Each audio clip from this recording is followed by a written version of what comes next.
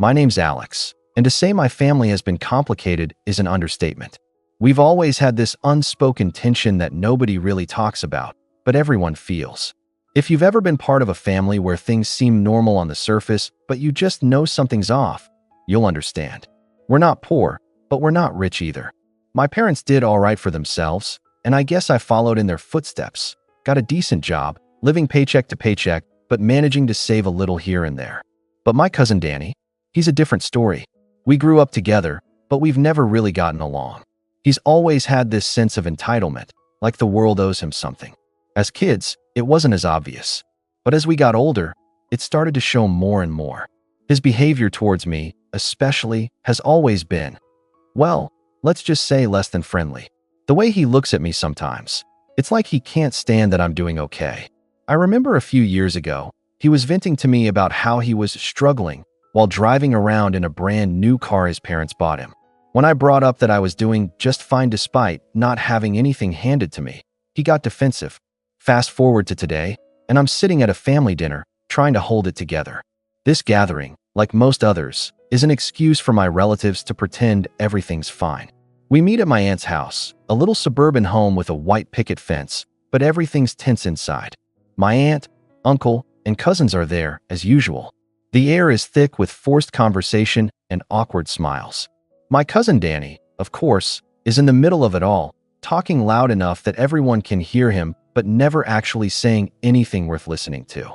He's always the loudest person in the room, whether he's bragging about some new gadget he bought or telling the same joke for the 100th time.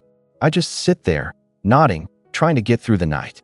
As usual, no one talks about the real stuff. No one brings up the fact that Danny thinks he's entitled to everything just because we're family. And yet, there I am, the black sheep, trying to avoid confrontation while everyone else pretends everything is fine.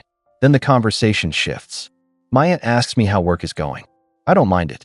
Work's fine. I tell her it's steady, and she nods like it's the most interesting thing anyone could have said. I know she's trying to make small talk, but it's clear that no one really cares about the details. That's when Danny starts. He looks over at me with that smug grin of his, and I know immediately that something's coming. So, Alex, he says, tapping his fork against his plate, how's the job? Making good money now? You always seemed like the type who'd do well for yourself.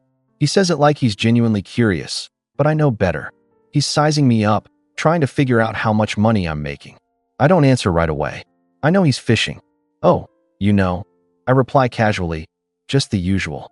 Working, saving up a bit here and there. Nothing too crazy. I keep it vague, watching him closely. I can tell he's not satisfied with that. He leans in, his voice dropping just enough for only the people closest to him to hear. Yeah, well, you've got that nice little chunk of change now, huh? Must be nice, he says, smirking.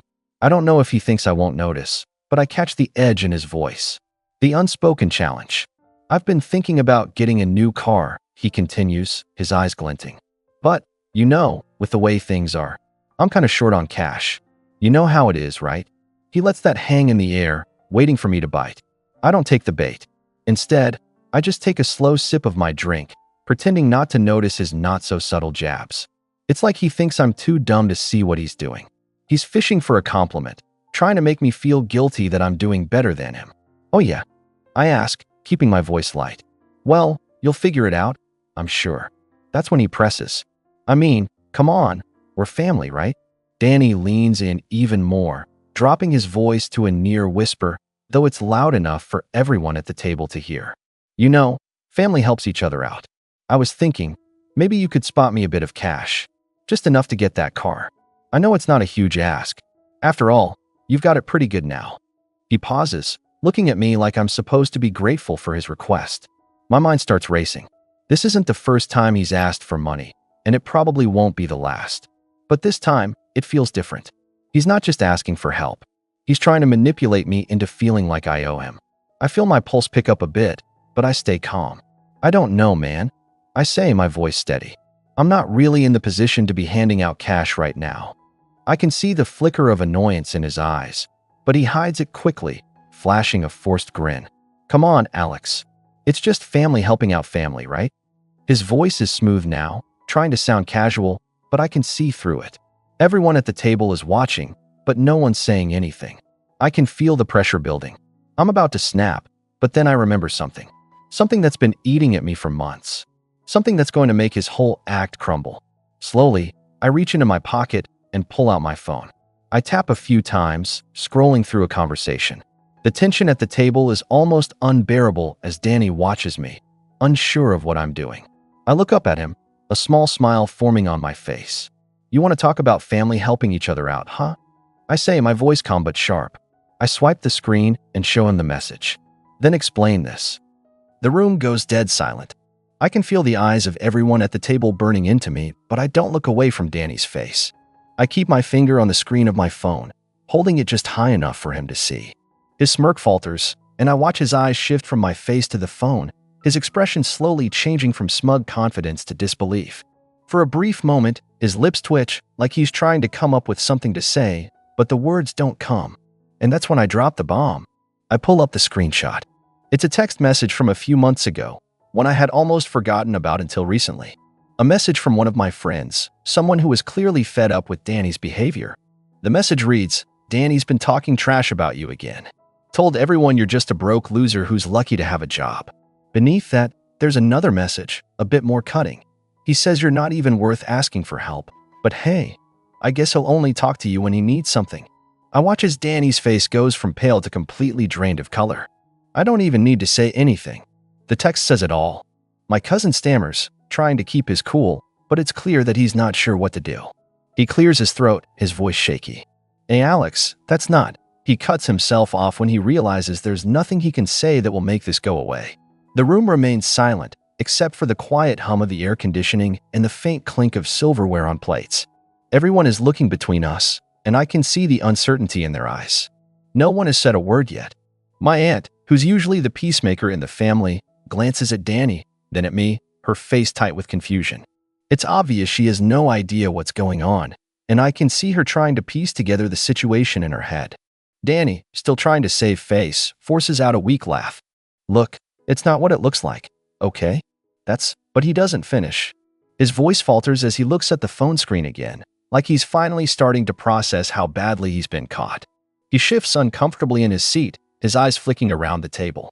His expression is a mix of embarrassment and frustration, but I'm not letting him off the hook. "That's funny," I say, not bothering to hide the sarcasm in my voice. I didn't realize family talked behind each other's backs like that.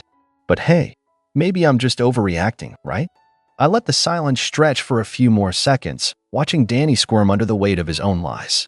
I don't even have to look at anyone else. I know that they're all thinking the same thing. The worst part? My aunt is starting to piece it together. She looks between us and then at Danny, her face slowly changing from confusion to concern. "Danny, what is this?" she asks softly. "What's going on?" I don't answer for him. I just let the silence hang in the air, letting the truth settle. Danny opens his mouth again, trying to speak, but no words come out. He's running out of excuses, and everyone at the table is starting to see him for what he really is. The smug, entitled attitude he's carried for years is starting to crack, and for the first time, I'm not the one in the hot seat. But then, just as I think I've got the upper hand, my uncle speaks up. All right, let's just calm down. Everyone's a little on edge, okay," he says, trying to defuse the situation, but I can see it in his eyes. He doesn't really believe Danny, not anymore.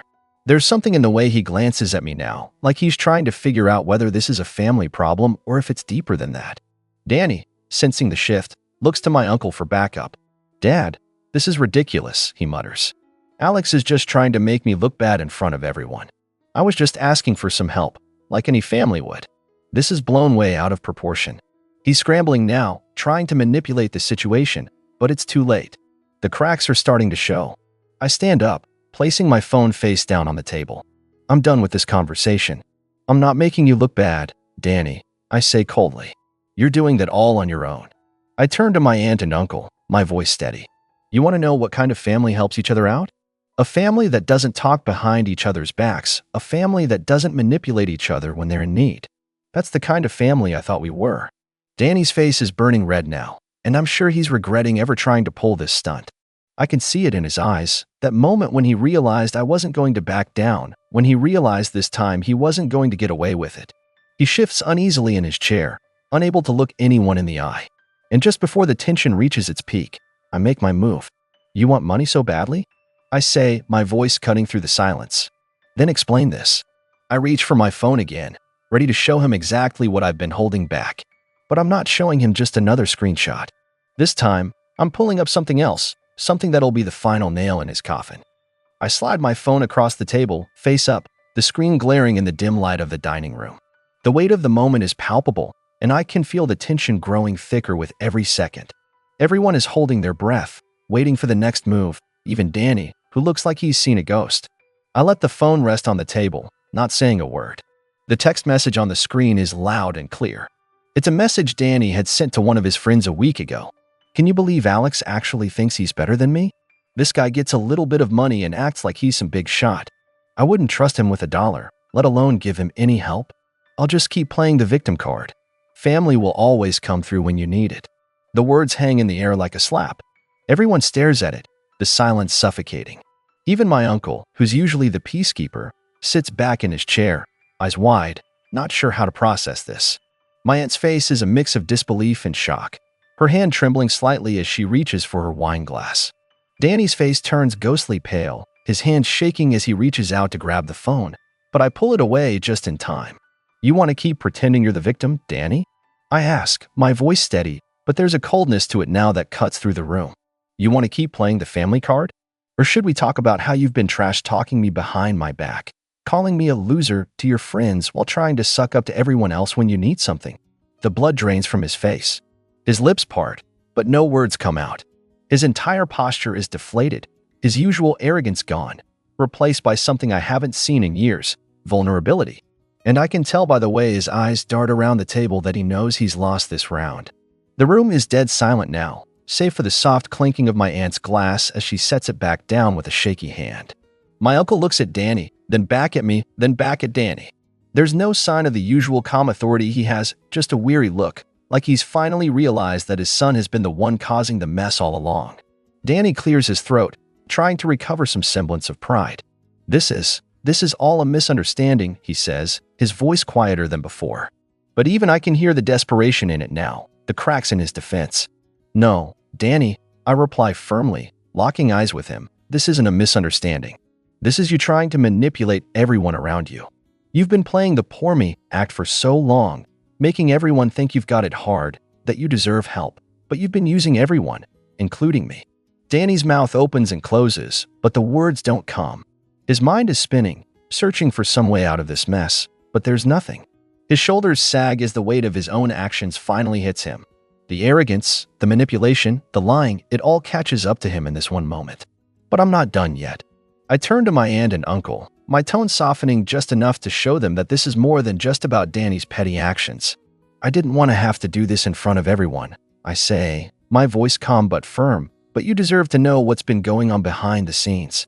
Danny's been trying to manipulate everyone in this family for his own gain, and now he thinks he can pressure me into giving him money just because he's family.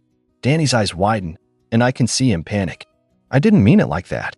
I wasn't trying to manipulate anyone. I stop. Danny, I interrupt, my voice louder now, no longer allowing him to weasel his way out. This is exactly what you do. You gaslight everyone around you into believing you're the one who's been wronged, and when that doesn't work, you use the family card to make us feel guilty. I let that sink in for a moment, letting the full weight of my words land. The silence stretches on, thick and heavy, until finally, my uncle speaks up, his voice tight with disappointment. This isn't the first time you've acted like this, is it? He asks, his eyes narrowing at Danny. Danny's jaw clenches, and he opens his mouth to protest, but my uncle holds up a hand, silencing him.